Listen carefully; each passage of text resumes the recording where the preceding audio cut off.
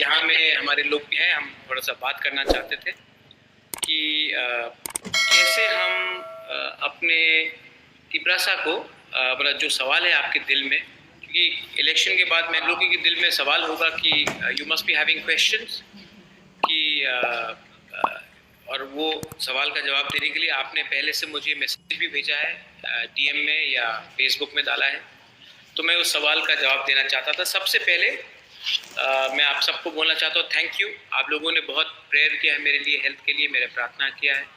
जैसे आप जानते हैं कि मेरा वेट लॉस हुआ है, तबीयत का वहाँ थोड़ा इफेक्ट है, लेकिन अंदर में अभी भी अपने तोहफा के लिए काम करने का पूरा जज्बा है और अपने लोगों को कुछ देने का जज्बा है। तो ये बात बोलकर मैं आप सबसे थोड़ा सा बात करना चाह रहा था। क्वेश्चंस आए हैं मेरे पास, यहाँ में सब मैंने टाइप करके रखा है, सब क्वेश्चंस आए हैं, बहुत क्वेश्चंस हैं। तो मैं शुरू करता हूँ। सबसे पहले क्वेश्चन है सुमन आचार्य जी से।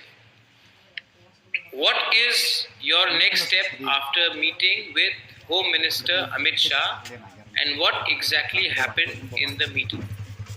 ठीक है सुमन आचार्य जी, कल हम अमित शाह से मिले। हमने नहीं बोला कि हम गवर्नमेंट में आएंगे, हमने कहा कि हमारा कॉन्स्टिट्यूशनल प्रॉब्लम है, हमारा डिमांड है, उस डिमांड में डायलॉग डिस्कशन होना चाहिए और उस डिस्कशन में हमें एक कॉन्स्टिट्यूशनल सोल्यूशन चाहिए। ये हमारा पॉइंट है, आपका जो भी पॉइंट है आपका है, आपके चीफ मिनिस्टर का है, आपके पार्टी का है, ठीक है, वो उनका पॉइंट है, मेरा भी ये पॉइंट है। आप हमसे बात कीजिए, हमारे समाजपति से बात कीजिए और उसके बाद जो भी बात होगा वो ट्रांसपेरेंट होना चाहिए और गवर्नमेंट ऑफ इंडिया के लेवल में होना चाहिए और आप हमें निमंत्रण दीजिए, हम बात करेंगे। ये हमारा बात हुआ। हमारा बात कोई पोस्ट के लिए नहीं हुआ।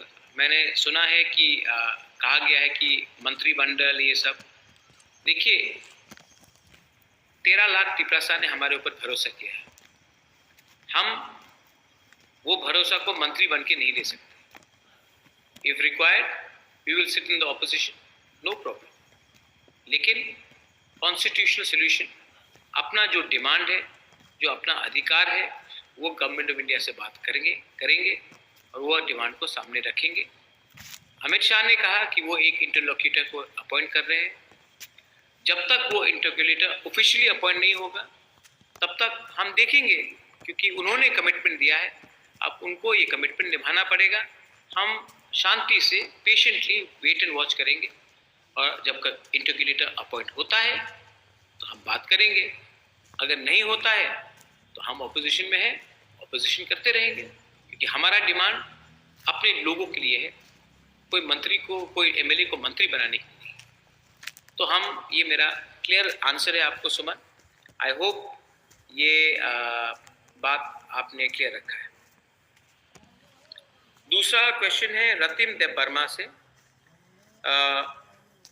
Did we get anything in writing and how much time will it take for us to get a constitutional solution? We have been given a verbal assurance, जब interlocutor officially appoint होगा then we will be given anything in writing, and till the time writing में नहीं दिया जाएगा, हम बात, हमारा official understanding नहीं हुआ है। लेकिन हमें होम मिनिस्टर ने वर्बल अश्योरेंस दिया है, उसका मान मर्यादा रखना चाहिए, इसके लिए हम वेट कर रहे हैं। और जब इंटरलोक्यूटर ऑफिशियली अपॉइंट होगा तब इसका मतलब है कि राइटिंग में वो हमारा बात सुनने के लिए तैयार है, तब बात होगा। लेकिन जब तक राइटिंग में नहीं आएगा, हम जहां में हैं वहीं में, इलेक्शन के पहले भी थे, आज भी वहीं में। ये मेरा क्लियर आंसर है रतिम। हम इंटरलोक्यूटर के लिए वेट कर रहे हैं, जिस दिन उनका अपॉइंटमेंट होगा उस दिन से ऑफिशियल बात चलेगा, जब तक नहीं होगा हम विपक्ष में हैं, विपक्ष में रहेंगे। सेकंड क्वेश्चन है अमरजीत और पार्था दे बर्मा से। Are greater Tipra land and constitutional solution the same thing? If not, is it 244A और direct fund? Greater Tipra land constitutional solution article 244A, All are inside the constitutional solution. When we talk, जब हम लोग बात करते हैं, हम 10 point आगे रखेंगे, वो लोग 10 पॉइंट आगे रखेंगे. बाद में कहाँ में अंडरस्टैंडिंग नेगोशिएशन होता है, क्यों होता है, किसके लिए होता है, वो होगा जब बात शुरू होगा.